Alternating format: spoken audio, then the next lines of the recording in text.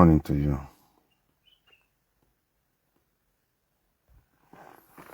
Good morning to you all.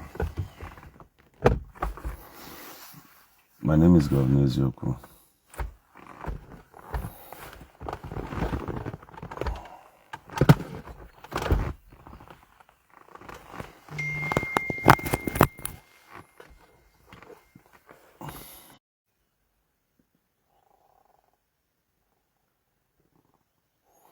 The whole thing, those things were nonsense.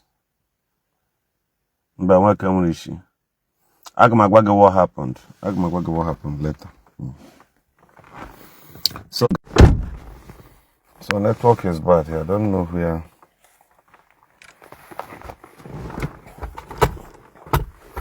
Now look at what happened yesterday. Somebody chatted me this morning, and the person said that he's one of the victims of what happened yesterday, because I saw a comment. Somebody commented and said that it is not real. People can argue for what they don't know. If Governor Ezeoku does not talk about it, you will say, you will keep tagging me. Now, this is a chat from somebody. How do I cover his number now? How do I cover this number?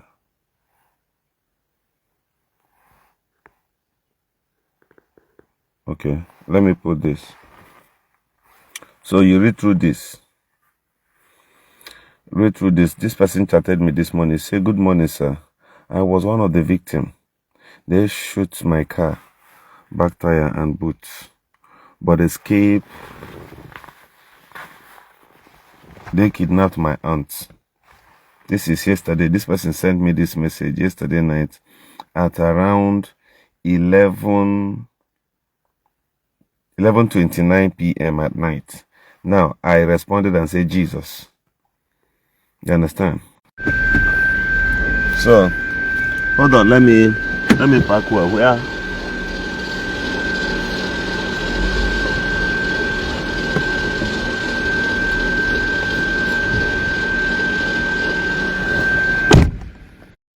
Here, you will drive straight to Okenhi. From Okenhi, you get to Okpala Junction. So that road is the only road, the easiest road to access southeast right now.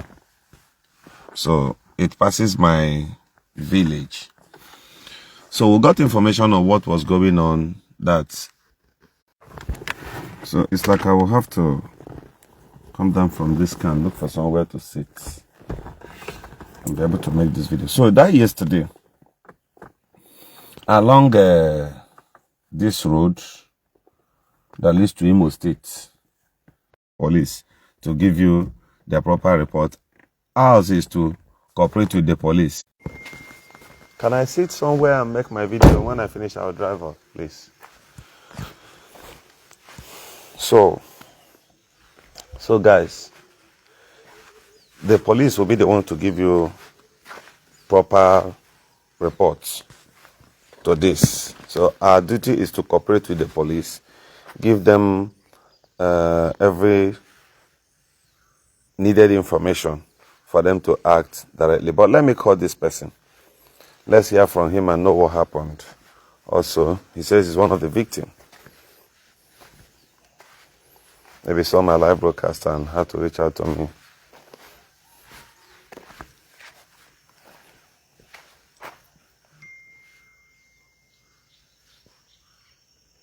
Hello? Yes, good morning. Well, good morning. I saw your message yesterday, one of the victims yesterday, sir. I'm one of the victims. Sir, can you hear me? Yes, sir. Go ahead, please. Right. It's Egra child education. Yes, I'm one of Ovra Bombise. Yes, I'm Okay. When I came back, I had that Sir, hold on. Can go to here watch back the network can enye anana manumachi hineko.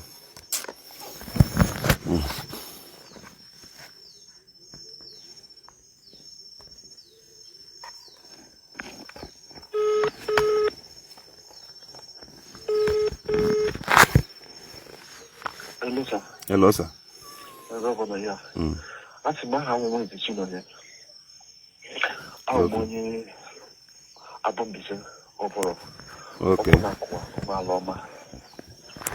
So I got education my younger sister now. Yesterday, being Sunday, 7th. So when I was coming back around 4:30 something, maybe 4:32 or 37, I don't know about. So immediately after Zion Ministry, there, the main entrance, I saw some men on black. Everything across road, maybe my back screen, sorry, my back glass, my tire too. So in the line through my center mirror, Wahala my glass. So my auntie and my uncle will have on the motor, they should lie down. Which they did. The neighboring line front. My two other guys positioned, they were armed, positioned. So there is no way you just stop, because on top of there, they will come and carry on the force. So the things in the police are not that hotel side, the hand of the understand. Then I decided to speed up. Move with them. All of us, I not even me driving, I lie down to match throttle. Then before that small bent corner, which is close to that police station, that small police station, that separate police station. Then police station, that guy will dibia. Yes. So if you can enter my car is small, then my vehicle will wave like your swing, yeah, turn face your back. The up here that Zion Military site, that fence, close to that borrow pit. My motor together. You're just my motor swing straight back where we are coming from. So immediately if you run and shoot, I'm a able to into bar. My war defense. Then my auntie, one of my uncle, military was a reporter. Move that place 1 million they had here at the moon. Many just yesterday. Okay. Yeah, they had the moon yesterday. So all of her Buria, that she's tired. So that my uncle have to move and shoot you. How about you? Don't jump over the fence. Then the other person had that gutter, that Zion fence, that gutter, oh dear.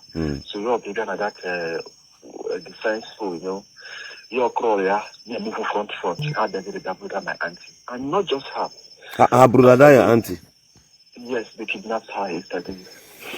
I tried calling her that her number was ringing, but the letter of the her number is not going again. I've been calling her live since night, her number is not going. They're not just only us. They kidnapped like 2 other vehicles. One Sienna and the one black Camry. Ole moto nke we your own now, because yesterday Bam neme video we went that place. Okay, my own motor with that Lexus not anymore here. The side of nke lose control, abi? Yes. I think motor Apple Potali anymore here. Yes. And you will see motor here. You help my I put my own. Then back is the police. Okay. So not how to know about 20 people yesterday. Oh, when you know that Sienna, I think they killed about 3 people. I want one. They put to one no one. Nke ha bere be na anya nwuru anwu. So other occupants of the vehicles, apart from 3 persons, I don't know about Arebe. I believe they also, okay, let something change again. First, you will have to go to the police. You get police this morning. You just have to. I made statement yesterday. Okay. Now, those people that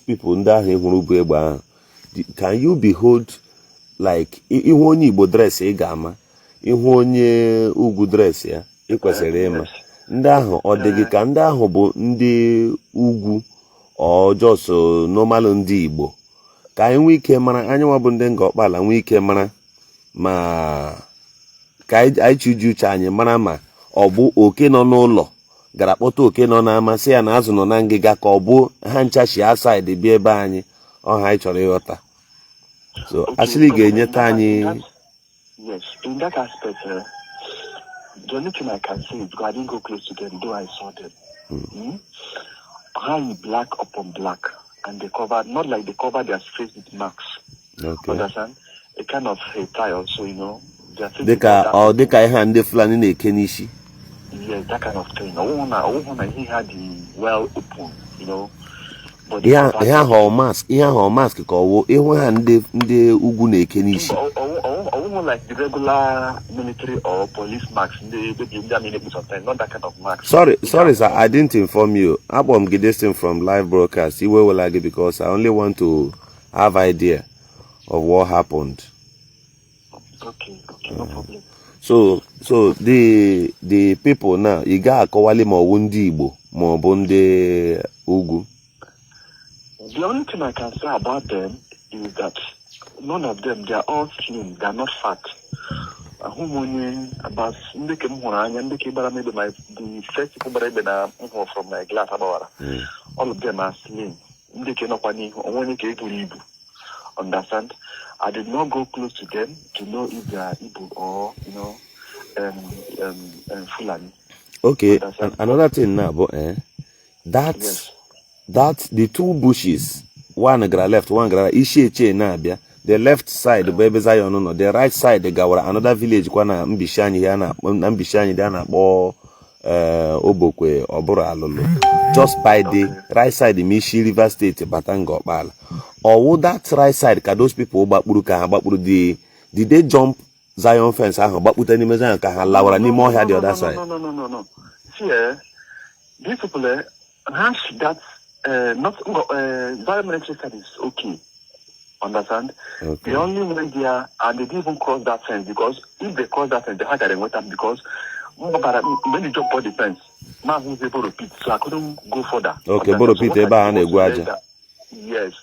India just hit my look aside. Then I crawl under the bush is not that thick again, understand? So I have to like crawl under those small grass without here make sure understand. So if the other side of the road, which is not Zion side, if maybe Zion, that Zion side, this thing I got in because they did not block that road. Let's assume, like normal police. They had a police checkpoint. They did not form checking points. What they did that, Hanonako call here. And of which, okay, ihe a na-eme ha gbaa moto egbe. Ọ bụ ma the moto ga mecha park or thereabout, he kidnap all the occupants, right? Yes, that's what they did. Okay, let help into a because possibly ndị Ngor-Okpala na-ege ntị. Okay. The thing now bụ ha jump into the right side. Ha jump into the left side. Ha the right side, they will bush all through from beginning to end. Okay. All of them, they came out based on what I saw at the moment. They came out and positioned in the other side of the road. Zion side is safe. And any person who will jump on that Zion side, they get Zion place. Now that is safe. You jump on your jump or you can't go near. Like me, I jumped that fence. Okay. Then we are shooting at me to jump on more than happen at that, that's not the fence. More to that if you go by the sea now, more to that place. Hana now jump on the fence. So looking at that place, I think that is about on that place. But I believe in the car about that man about really. The other man may escape me also. What I'm that not about inside the other side the car on do share on the kidnappers on. Understand? Being the other bush side. That's Philippine side of the road. Okay. That man how about now or Oshinasiana? I can't tell you because him and Okay. Okay. That your auntie or Okwa Aluya na Ngor-Okpala ka Aluya na Abo. Bayelsa. Okay, Aluya na Bayelsa. Bayelsa State, yes. Okay. So the thing now Abo ndị ahụ gbakpuru ọhịa ahụ nọ by the right side. That sanitation side, that Zion side is safe. They didn't enter that place at all. Okay. The rest of the road, Gahababuru. Okay. So our communities, Manahage at the other bush, an idea like Madole total have kidnapped from there. I can't tell you the number because my own vehicle, which is that, let's say, kidnapped from Madu. Okay. Then other vehicles are carrying either there is not part in other vehicles, there are passengers in other vehicles, which is okay. Understand? But I had a shock about apart from the other man, about understand? I did not come out to see those people about Arabi. Okay. Because even after Abacharagebe, I don't know for more than 30 minutes or 40 minutes. Which means you know la video via that area. Yes. I put on home Abacharagebe. Because I will each food that can put understand. Simba come no to the Ganwa movement na road very, very well before Napota. Otu feel na ndị obodo anyị kombo those bushes now deep nke ahụ gara right now they may find something. Yes, they combo the bush at the here, and I'm of a kind of a suggestion or opinion that if possible, with what I saw yesterday, if possible, if they can, clear the other side of the bush opposite Zion. But how many thousands of plots not there? How many acres of lands not there? Are they possibly clear? Okay. Are they possibly clear? But unless along the road down, maybe with like one pole, a brush from beginning to end. Yeah, don't worry. That's what I'm saying now. Not everywhere. No. I mean like. Small, just like you said, small, Small, beside the road, so that I'm not on anything. I got notice here from far. Okay. Well, no problem. Then, the kind of Haji Naka, is there anything like that? It became very, very well. One of my only came to Namoto. Also, no one came to Pistol. Pistol, small label. That small piece, not small shotgun. Understand? They know when the KG came on, I can confirm or will I say AK, but not like the regular police AK, not like the one that has brown wood. Those kind of black AK. Like then can or the can they DSS need something like that. No one handle under. Okay. Understand? Not like it's not like the regular brown rifle. It's like black all through, and it has handle under. While according to one of my occupants, that not only kg small pistol, that no way can say for most of the Babarani. Okay. Most of the Babarani. Okay. So Kaimara Godi so far Yaburumo one person Naneka kidnap all the possible that they've left the soil of Ngor-Okpala, but all carry one person they will be around. Only one person. No. This attack was on 3 vehicles. On 3 vehicles that filled a private vehicle that filled with passengers. Okay. One Sierra and 2 this in there.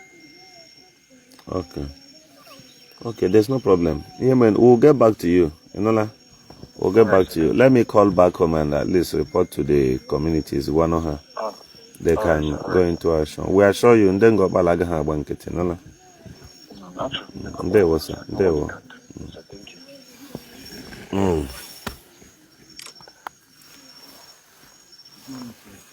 Morning, man. This is so unfortunate. Somebody, Valentine Mudwez, says, Governor, pick arms, defend your village by yourself. And on the other side, you said, you came and commented, I'm reading out so that I will block you after reading out. The idiot said, but you join hand and drive away ESN. Now fight. Fight the fight. You're a very stupid human being. Omunike lokowanya na omunike obonde fulani na-eme ihe a but m she eme ihe m ameji nwayo mee my findings this show, and we will get these people. Just that this morning I have a lot to do in Port Harcourt here, otherwise would have gone back home. Then Ngor-Okpala will do their best to get these people. And let me tell you, only Kamudekwan at the end of the day, because it is difficult for me. What I said in our community platform yesterday night, I got back here, I got back to Port Harcourt around 1 a.m. midnight. That was when I got back home here. Got back to Port Harcourt here. Other easy. But I want to repeat what I told my people yesterday. I said, there is no way somebody will know that bush. There is no way a stranger will know those bushes. Ngor-Okpala, every bush in Ngor-Okpala leads to another village. And for security reasons, some things Saga may queer. Ibatana Ngor-Okpala may something. There is no way Ngor-Okpala happy mutage. There is no way. Happy jidegi na Ngor-Okpala. I jideri donya. So, otum sheche moa. There must be a home player.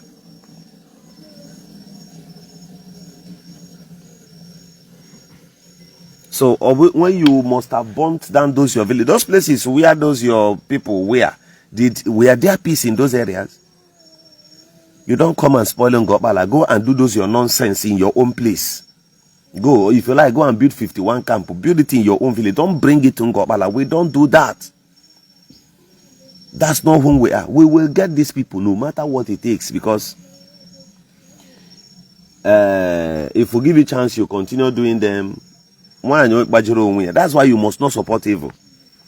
Somebody from Abombise, a brother from Abombise, his aunt, had just become a victim. That's why we tell you, when you see evil, condemn it, because you may be a passerby that fell victim of an evil you didn't know when it started. That's the way life is. It's only a fool that will compromise with security. It's only a fool. The day you become a victim, even police itself, those people came from a family. They have wives. They have kids to raise. So even if anybody you see supporting any group or any gang that fight police, that person is a fool. No matter how bad the police may be, they have a lot to do. Police still have a lot to do. You will still run to them. You will still run to the local villagers. That's why I'm of the opinion that in communities, government should create a neighborhood watch. There has to be men planted.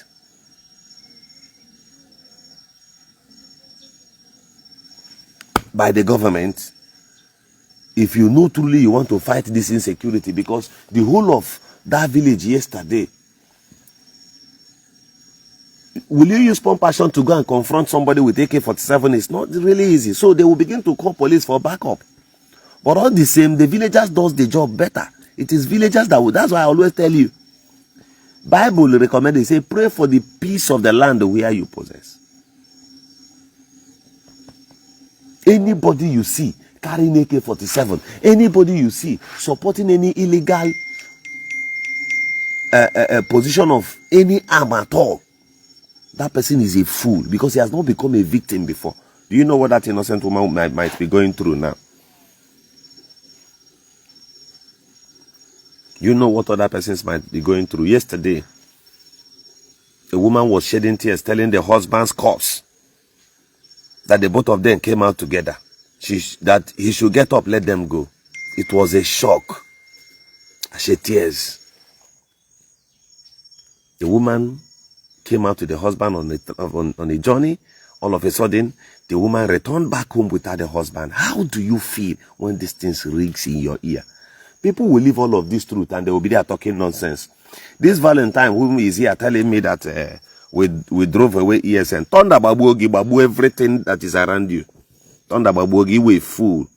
You were a rebel.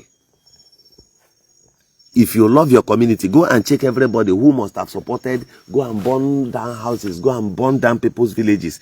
They don't want one bag of cement. If you suffer, use hundreds of millions of naira to build those mansions, you will never in your entire life try it. You will never support anything barbaric at all. You will never do so.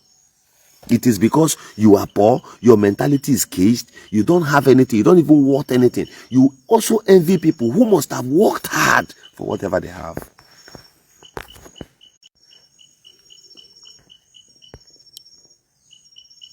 Maybe you don't have anything, you don't even want anything. Security is every man's business. Let me tell you, when somebody comes to your house and the person is leaving and the person had issues on the way, you are not a good person. You that he visited, it concerns you. All you want in Ngor-Okpala.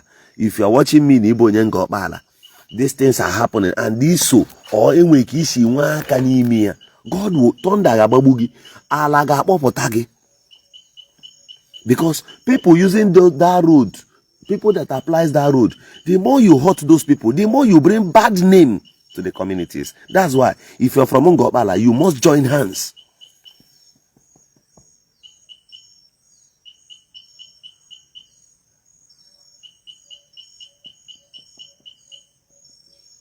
You must join hands. Because those people, they did not come with vehicle. They came with a motorcycle or thereabout, and along the road, when they launched attack and they got some victims, they left with legs. There is no way they will live successfully when they don't have anybody that is from the village or from our local government that is involved. Somebody, somehow, somebody closer is involved and should be treated, should be looked into. Ngor-Okpala, you say it doesn't concern you. These things will affect you. It will affect you. Imo and Kedema, I will support you. If you are doing the wrong one, I will not support you. When you want to bring that bad dent, you will not bring it to your family alone. You will go and bring it and map it upon the entire Ngor-Okpala. Ngor-Okpala is bigger than your own generation. Ngor-Okpala is older than you. As such, you will not succeed. Ngor-Okpala, they are as big as 3 local governments, all 4 put together. So the competition you should, the little chances you should compete with people in business world is to come and stay back on the soil of Ngor-Okpala. Motoba for a kidnap the person. Those people worked hard for that money. Look for that particular process through which they become whom they are and become greater than them. Genuinely, it is possible. If you get this money you are looking for wrongly, that money will buy you. That money will take your life. All you need is peace of mind. Give away peace.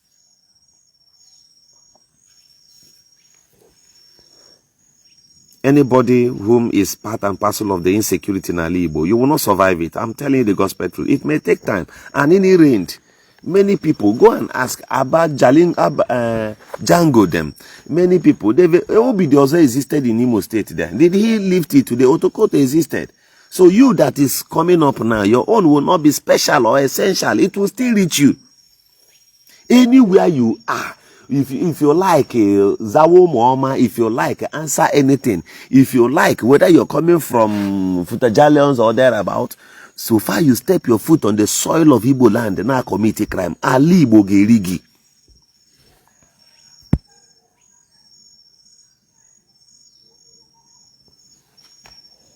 So, Iman Igbo Ngor-Okpala, I urge you, from the description now, around Obokwe, Alolo, those Azis, Umokoro, to Amala, those bushes, Kwesere mobilized this morning in thousands. Ekombo those bushes. You may not confront somebody JK-47. Just get information.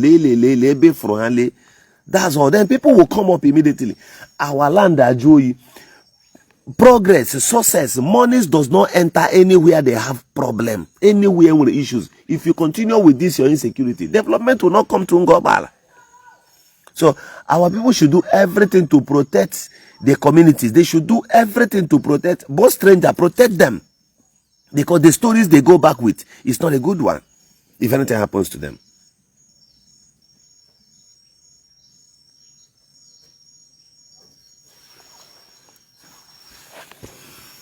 As for this particular team who came to the soil of Mbishi, I just want you to know that in Ebola mad, you've hired an innocent man, a traveler.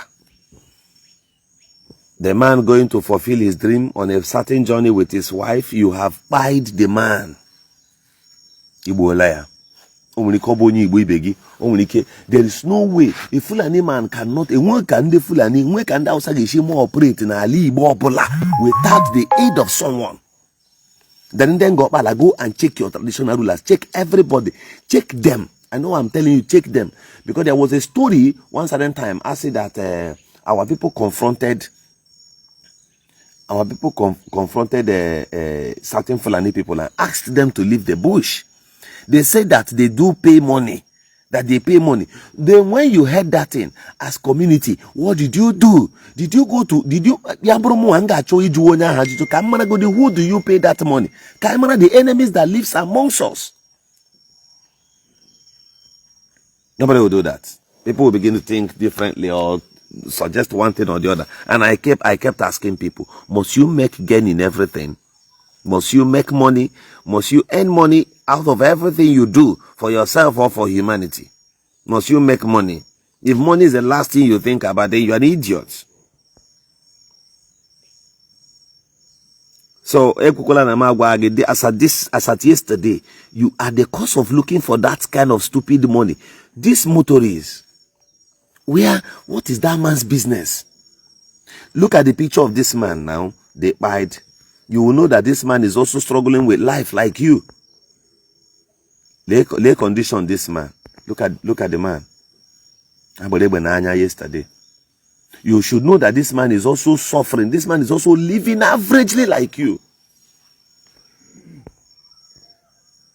This man is also passing through one or two things in life. It could be he's going home to see his people. It could be that one thing or the other.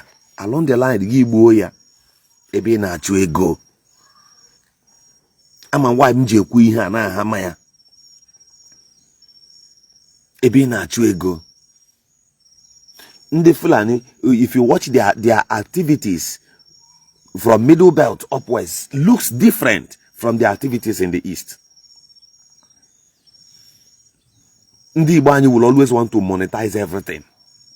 And I ask, their activities in the north, they will dislodge people, shoot in those areas. Then they will a particular part in the north, Abraham they make kidnapping, and the east like this.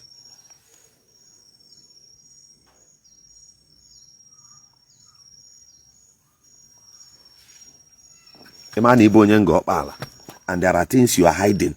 It is not, or they who good. Akotawa story, as in organ harvesting Ngor-Okpala. Or don't name me strangers because you can't even try it. Then some of you who those kind of evils, you will accommodate it, you will shield it. Because Ngor-Okpala. Because Ngor-Okpala. They cover evil. They cover evil because Ngor-Okpala. And Igbo people, are they not related to somebody?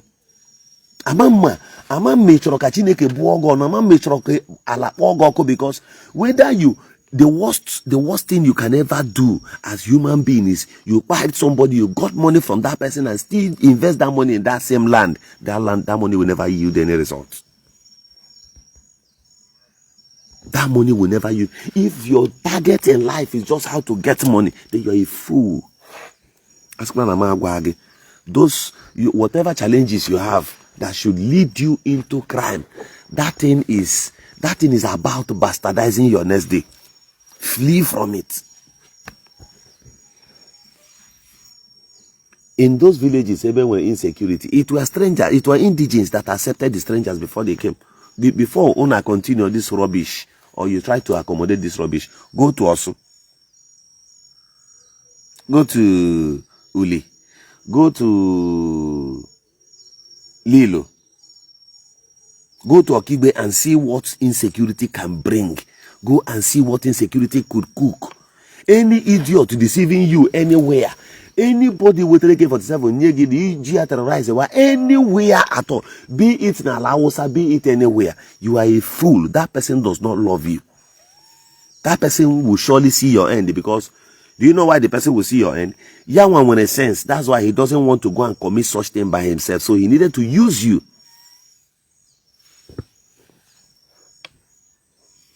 And I want to use this opportunity to assure people we will do our best. We'll put up calls. We'll do our best to be there in person. We will touch our feet on the soil of Ngor-Okpala. And I want to assure you, if you have anything to do in Ngor-Okpala, feel free. Feel free. Do not panic. If you're coming from to Ngor-Okpala for anything, feel free and go there. We assure you, our people will mobilize shortly. Any moment from now, our people will do the best and the needful. Then, Ndembishi. Aheji mana nombowo ari onye ga-egagide ya bata ndị ebe kene bazu oshi la free mgbagbo ihe aka unu na-eme during the civil war amaala unu kpara ike si nkilia mota nke ka ezi ihe bụzi human normal maybe mmadụ 4 or 5 ọ na-ama nwuteli and ebere adịghị na this thing because ebe ahụ ha na-achịgharị nnama ha ahụ na-aga na power line unu that place na-agbagharị shia na-afụ ụzọ mmiri owere nta ahụ. You should know that they commit crime in those areas. So ihe ọbụla unu ga-eme tinye aka unu etinye aka. Then these strangers, these people gbajero, this passerby, remember, if you don't join effort or if you don't call back home and ginger your brothers, ginger your uncles, your kinsmen to go into the bush and look for these people, then you might need the wicked, because you may think it's your village and nothing will happen to you. If you get there one day, when they finish with strangers and they couldn't find anyone, they will come after you. Any day they search for strangers and they couldn't get one, they will look for you. You get my indigene, they will look for you, because you can't even feel free.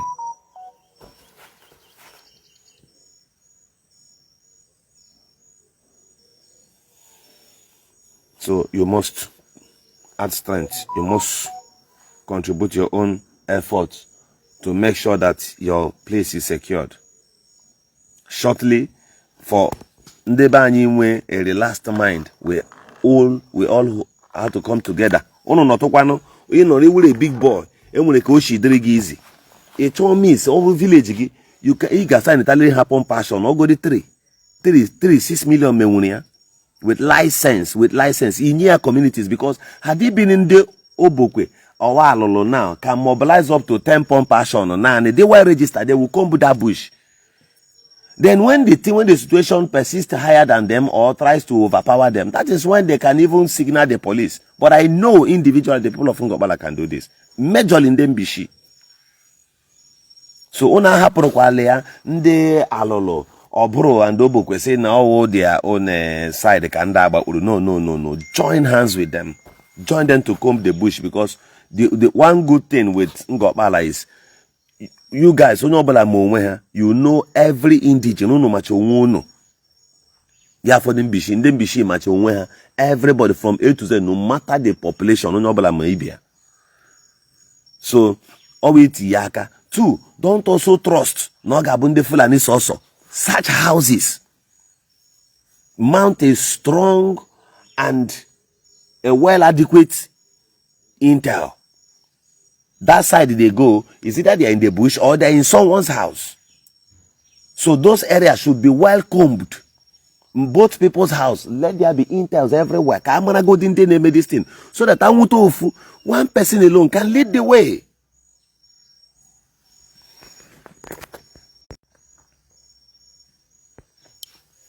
My name is Governor Zoko. This is where I will leave you. Good morning.